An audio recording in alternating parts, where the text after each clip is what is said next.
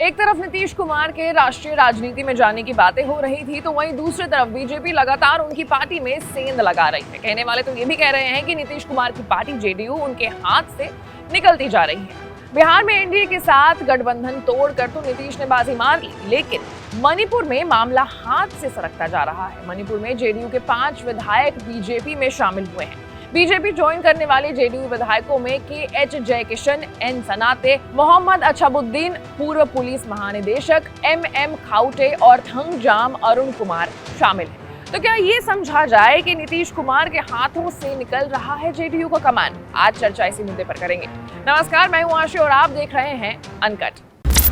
बिहार के सीएम नीतीश कुमार की party JDU को अब मणिपुर में बड़ा झटका लगा है। मणिपुर में जेडीयू के 5 विधायक बीजेपी में शामिल हो गए। बीजेपी ज्वाइन करने वाले जेडीयू विधायकों में के.एच. जयकिशन, एन. सनाते, मोहम्मद अछाबुद्दीन, पूर्व पुलिस महानिदेशक एम. खाउटे और थंगजाम अरुण कुमार शामिल हैं।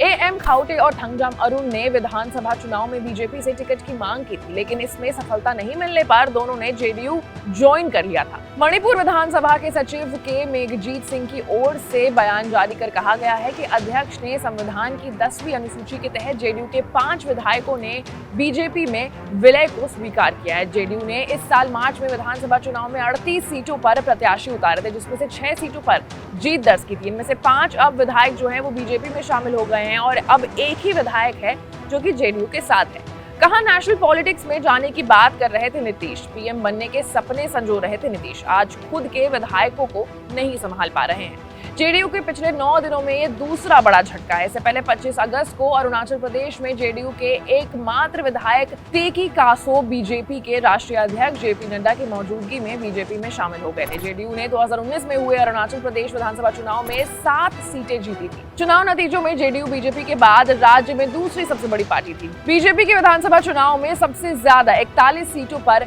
जीत दर्ज की थी। हालांकि जेडीयू के 6 विधायक बाद में बीजेपी में शामिल भी हो गए थे और वहीं पर एक और बड़ा मणिपुर में जेडीयू और नीतीश कुमार को झटका लगा है, जहां पे उनके जो 5 विधायक हैं वो सीधे जाकर के बीजेपी में शामिल हो गए और अब जेडीयू के पास मणिपुर में मात्र एक विधायक उनकी पार्टी में बचा है। तो एक तरफ जहां नीतीश कुमार ने बिहार में जीत हासिल की, वहीं दूसरी तरफ मणिपुर में बड़ा झटका लगा है। बीजेपी ने सेंध मारा है और 5 विधायकों को अपने खेमे में ले लिया है। अब आगे देखना होगा कि क्या कुछ डेवलपमेंट होता है स्टोरी में, लेकिन जो भी अपडेट होगा सबसे पहले अनकट के ऑडियंस को मिलेगा। लेकिन उसके लिए आपको अनकट को लाइक, सब्सक्राइब और शेयर करना होगा। साथ ही साथ इस पूरे पॉलिटिकल मूवमेंट को लेकर के आप क्या सोचते हैं, अपने ओपिनियन को कमेंट सेक्शन में जरूर रखिएगा।